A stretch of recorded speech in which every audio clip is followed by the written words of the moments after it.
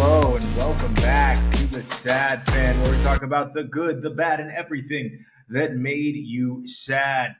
So there's so much that's going on right now, and it's really funny to watch sports fans sink into just you guys kind of suck, right? Because Bam Adebayo, 83 points, and a majority of you are just hating on that for literally what appears to be zero reason. I mean, even the Kobe stuff is interesting because Kobe didn't hold a record. He was just second. Wilt Chamberlain holds the record for most points in a game. Those of you that have forgotten that. I mean, it's an amazing thing. And I'm a Kobe guy. I grew up in the Kobe era. And I was a Kobe fan. And still, to listen to all of this happen because Bam Adebayo scored more points in a game is ridiculous. And I know so many of you are going to come at me and say, it's not about Bam Adebayo scoring the points. It's about how he did it. He can't impact that the Wizards are a terrible basketball team year in and year out. The Wizards haven't done anything in my entire lifetime. The biggest story that ever came out of the Washington Wizards was Gilbert Arenas pulling a gun in the locker room. That is the biggest story that's ever come out of the Washington Wizards. I defy you to find another one. Maybe that they changed their name from the Washington Bullets because the owner had a identity crisis because of what was going on in the United States. And clearly he fixed the problem with shootings by changing the name to the Washington Wizards. Also, is the Washington Wizards not objectively a terrible name? Like, just think about that. The Washington Wizards. It's pretty lame. Like, I get the Orlando Magic because the presence of Disney in Orlando, but the Washington Wizards. I mean, I'd love to hear some of your thoughts. You can't bring in AAA baseball about some of the worst sports team names, but Washington Wizards has got to be right up there. When it comes to Bam Adebayo scoring 83 points, I think we all just need to sit down and say, man, it's kind of cool that I was alive for both that and Kobe. And if you weren't alive for Kobe, then alive for this. Because these things are rare. When I saw Steph Curry light up the scoreboard, it was something that I enjoyed. And people enjoyed it with me. And I think it's simply because they believe they can do it too. Or perhaps someone of Steph Curry's size against the gargantuan Goliath, forgetting that Steph Curry's like 6'3" and would be the tallest person in many rooms. It appeals to them because most of the time you can't be a giant like Bam Adebayo. But we need to learn to understand and respect things like this and live in the moment more. I don't like that we are constantly in a area of dislike or hate or let me tear this down simply because I'm an unhappy human being.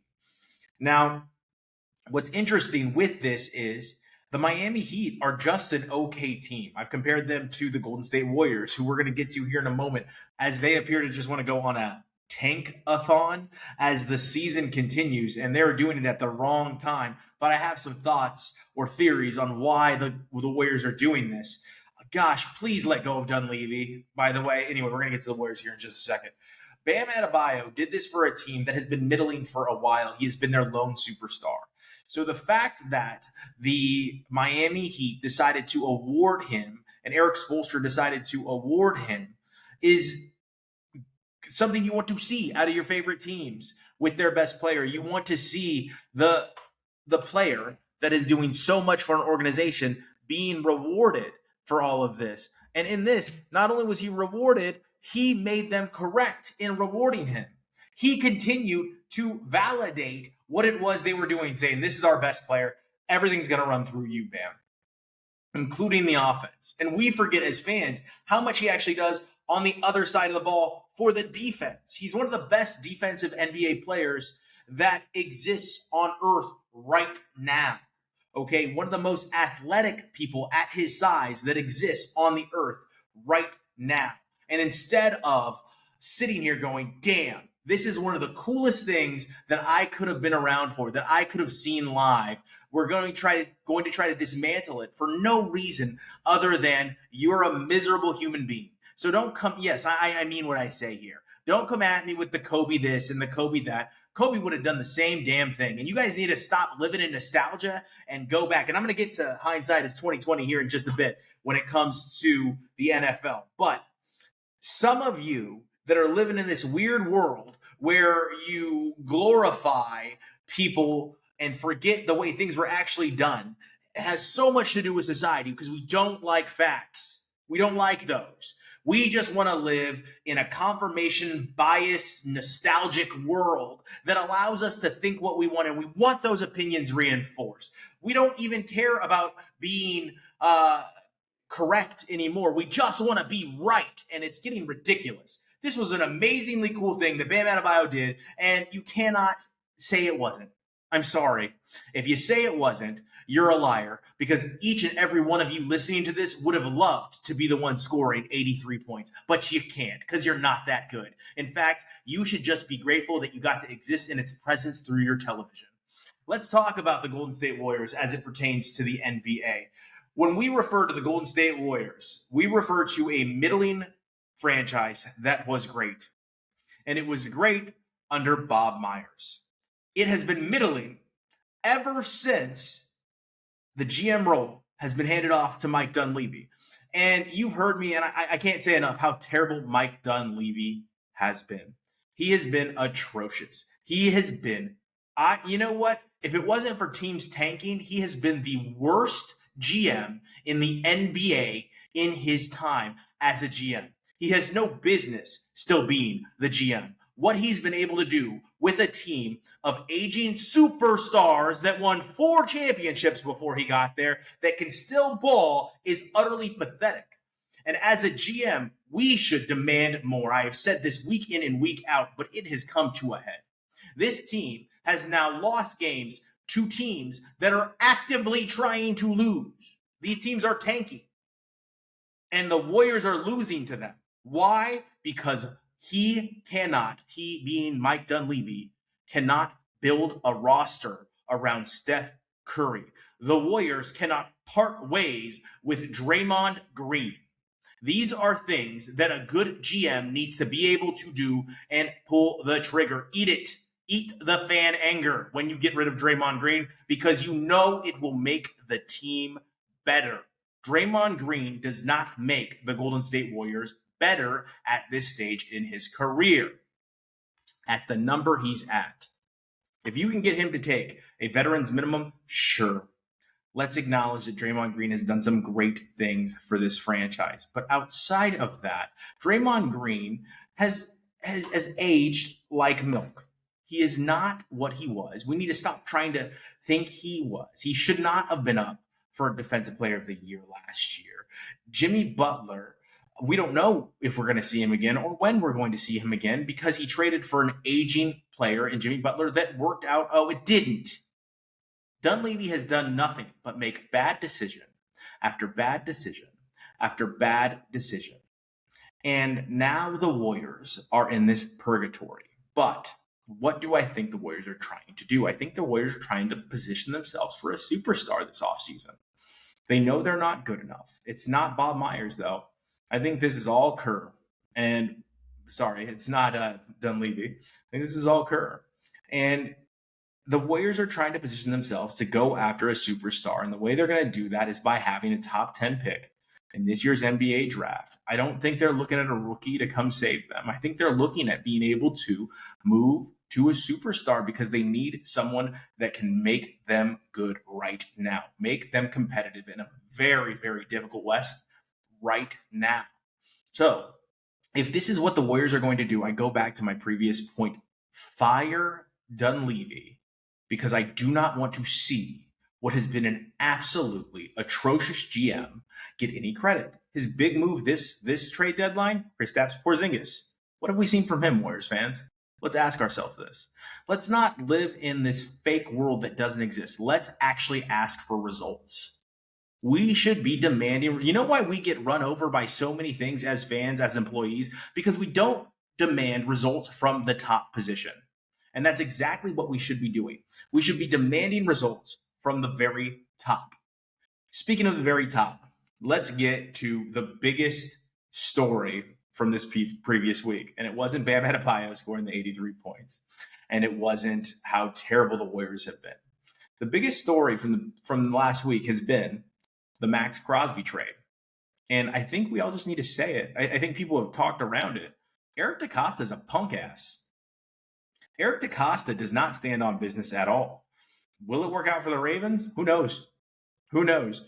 But what he did was absolutely disgusting. And I don't think any NFL team should be doing business with the Ravens moving forward as long as he is their GM. He can sit back and say nobody was more disappointed than him, but that's just not true. He's a coward. Eric DeCosta is a coward. He has thin skin. He's an itty bitty small man that can't stand by his decisions. Say what you want about Nico in Dallas. At least he stood by his decision. It was a terrible one. We all knew it, but at least he stood by his terrible decision. It got him fired. It was a bad decision. You don't trade Luka Doncic for Anthony Davis. That's just not something you do. That's not something that you should do. But Maxx Crosby, by all accounts, has been a top 5 player on defenses his entire time in the NFL, maybe outside of his rookie year where he was dominant then. He played with a broken arm. Maxx Crosby was coming off a meniscus that everyone knew about, that the Ravens doctors knew about, but somehow he failed his physical. No, he didn't fail his physical. Eric DeCosta just isn't physical. Like I said, he doesn't stand on business. We need to keep saying this. He's a punk ass, and nobody should be doing business with Eric DeCosta. All right? Eric DeCosta got scared. Eric DeCosta is not a tough man. Eric DeCosta is not a good businessman. Eric DeCosta doesn't stand by his decisions. Eric DeCosta is a punk ass. All right? Because, like I said, at least Nico stood by picking up Anthony Davis. And DeCosta is a clown and should be moving forward, should never get another GM job. I truly hope that the Ravens eat this. I really do. Who knows what's going to happen? But I wish nothing but the worst for that organization. That organization is the same organization that had Tony Siragusa belly flop on top of Rich Gannon the year that Rich Gannon won the MVP, the Raiders' best shot at a Super Bowl. Oh, I don't know, in the last 20 plus years. So that being considered, let's talk about what the fallout is going to be from this. The Raiders were still able to sign all of their free agents, and they get Maxx Crosby back. With that, and then they signed Trey Hendrickson, but we're gonna go back to this. This is part of the fallout. With Maxx Crosby coming back and all of their free agent signings going through. So they signed Kobe Dean, they signed Walker at linebacker, which is sorely needed. Their cornerback room, I'm still skeptical on. Johnson and Stokes, they're not names to get excited about. We'll see what they're capable of. Raiders fans fall in love with players that are not amazing, and we forget they're just amazing to us because there's no one else on the team. There's no one else good. And right now, they've signed Kwity Paye is okay. Kuntz was good, serviceable last year. All right.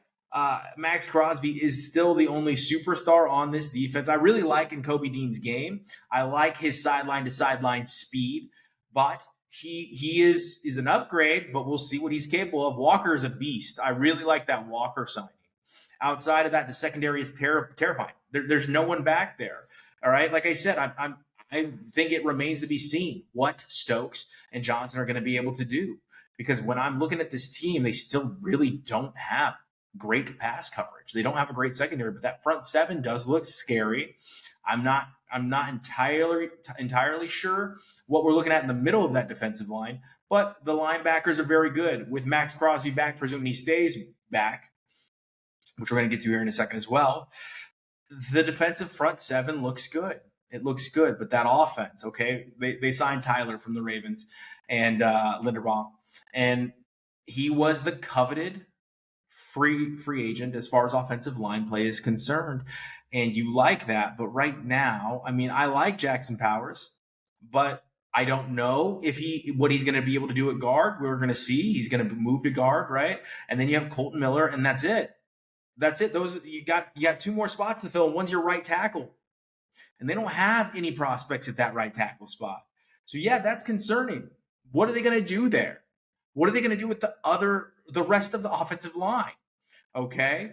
They spent good money on good players. And I'm just going to say this, no team has ever done anything after winning in free agency. I always think back to the Philadelphia Eagles that Vince Young thought were going to run the sport.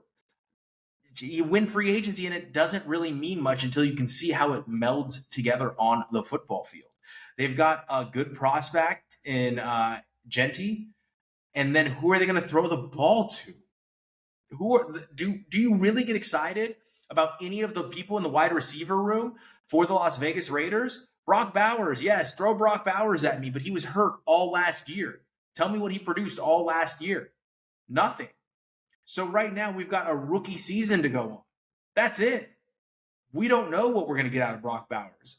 And then let's now talk about what we think could happen on draft day, because you were mad at me for posing the hypothetical of, hey, Malik Willis, that might be an option, and then they can trade out of the first pick. You live in a weird world where you forget this Raiders team has nothing but holes.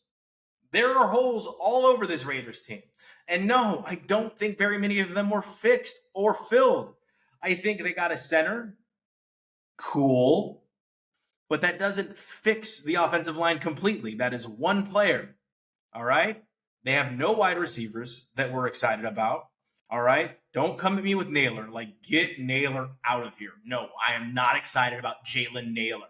The third, who would have been the fourth if Osborne was still there, wide receiver from the Vikings. No, I'm not going to say sneaky good. I'm not that person. I'm not an idiot. We're not going to fall for sneaky good. What we're going to do is we're going to analyze this accurately. What holes did the Raiders fill? They filled their linebacking hole. That's it. They filled the hole in their linebacking core. No other hole was filled. The defensive line looks like it could be good, but do we know? No, because I think that we could see very possibly a Maxx Crosby trade on draft day, day one. I think we could see Maxx Crosby moved for a first-round pick. I don't know who it'll be to, but I think that that is something that everybody should keep their eye on. Okay, maybe it's the Cowboys. Maybe the Cowboys come back in. All right, I'm not mad at keeping Maxx Crosby, but I think we should all be aware that that's something that could happen. Now, with all of you that were mad at just the hypothetical question, should they look at Malik Willis? Well, the Dolphins did, dorks. The Dolphins did. And now the Dolphins look like they could be kind of exciting. We'll see. They still got Achane. They still got Jalen Waddle, who knows what he can be. He can't stay healthy. That's one thing we know. All right. But Malik Willis is an athletic quarterback that can move around, that draws comparisons to Michael Vick, that has a good arm. He was very accurate in a few games last year that he stood in for Jordan Love. Very serviceable quarterback that has started games in the NFL. You got mad because I said, how could we ever consider him over Fernando Mendoza, the number one overall pick at quarterback? Well, here's the thing, everyone. Any other draft over the last 20 years, you need to ask yourself, don't live in your hindsight is 2020 world. Actually ask yourself, would he have been drafted before these quarterbacks? I don't think he would have been taken above Cam Ward. We can lie. We can lie and forget how great Cam Ward was in college, but you're lying. Okay, no, he does not go before Cam Ward. Fernando Mendoza is probably a day two quarterback in any other NFL draft. Okay, and you could say, well, the Dolphins had to settle for Malik Willis. No, they didn't, because Kyler Murray was still available. We still don't know what Kyler Murray is going to be able to do. He's going to be competing with J.J. McCarthy in Minnesota, but there's so many better weapons in Minnesota than they have in Las Vegas. All right. Now, I would even take the weapons off of Miami over the weapons in Las Vegas. So again, stop living in your hindsight is 2020 world and actually look at this. Fernando Mendoza would be a day two quarterback in any other draft over the last 20 years. He hit at the perfect time. Do I hope I am wrong and he is great? Absolutely. Okay. But I think his ceiling might be the guy that they might bring in to mentor him in Derek Carr. I love Derek Carr. However, look what we were able to do with a Derek Carr. Okay? No playoff wins still in over 20 years. So stop. I know hope is the drug we put into our veins, but enough. Demand greatness from your front office. And yes, I pose that hypothetical because we should be thinking about all options and what best fills out a roster for the next 10 years, not the Band-Aid fix. Fernando Mendoza, yes, it is exciting because he is a first overall draft pick. Is it exciting for any other reason? I don't know. That he's the Heisman, maybe. But again, right there.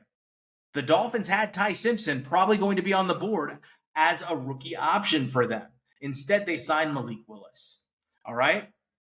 The Vikings have J.J. McCarthy, who was a top 10 pick for them. Instead, they signed Kyler Murray. Teams that are intelligent, that win playoff games, I shouldn't throw the Dolphins into that. Vikings win playoff games. The Packers got Malik Willis on the cheap. All right? Teams that win playoff games, teams that are perennially competitive, make smart moves. They consider all options. So it's not crazy to think, hey, should Las Vegas consider trading out of the first overall pick to fill the many, many, many, many, many holes that they have? While I am excited as a Raiders fan that they went ahead and did their best in free agency, that does not mean we let them off the hook. Okay? The coach is good.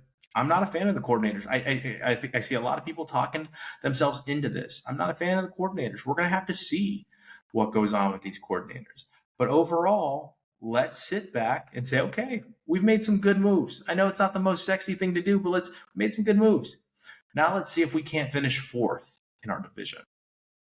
Thank you so much for joining us on The Sad Fan. We will see you next time.